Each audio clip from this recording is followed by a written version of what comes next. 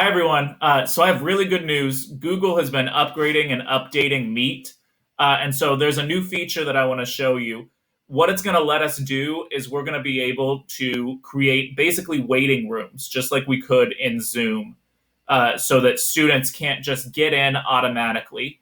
And I think that'll be really helpful for specialists and encore teachers, especially. That way, if, fourth grade music, you make sure only fourth grade music students are getting in. And then also for just grade level teachers, when we're doing small groups, we can use this setting to make sure that only the students in our small group are able to get into that meeting. That way there aren't a lot of interruptions. So let me go ahead and show you. You'll notice I'm just in a Google Meet right here.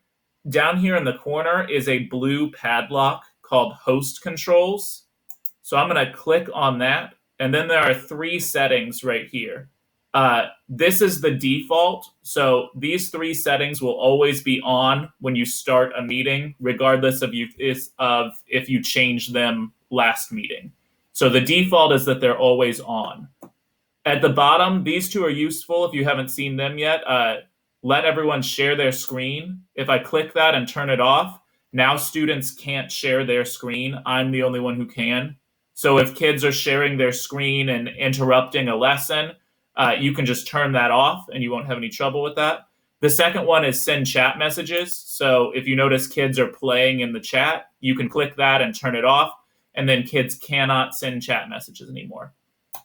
So you can turn these on or off as you need to during the lesson. So if you need kids to put something in the chat and then you want to turn it right off afterwards, you can absolutely do that. This one at the top is the new one that's really important. It's called Quick Access. So when it's on, kids can just get in automatically.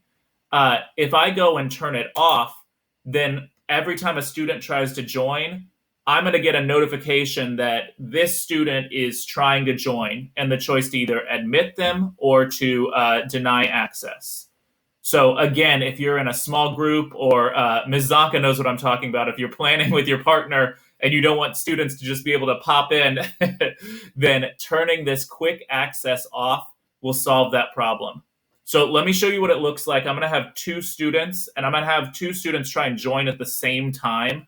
That way you can see what happens then. So I'm going to click join on both of them. And you'll hear that doorbell sound.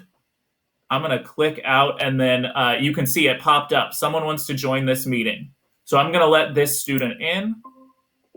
And now they're in my meeting. And then it pops up and says, another student is trying to join. I'm going to go ahead and say, maybe this one wasn't supposed to be in my small group. So I'm going to deny access. And then they get a notification saying, someone in the meeting denied your request to join. So that's really helpful. If you have a student who's popping in over and over again and that doorbell is driving you crazy, there's a really easy way that you can get them to stop joining the meeting without distracting students, really. So let me join again on that second student's account. Let's say he was like, oh, it wouldn't let me join, so I'm going to try again. There's that notification again. So if he's popping up and up and up and it's really distracting, I'm just going to hit admit, and I'm going to go and click the remove student minus right there immediately. And then they get a notification that they're removed and they can't try to join the meeting anymore.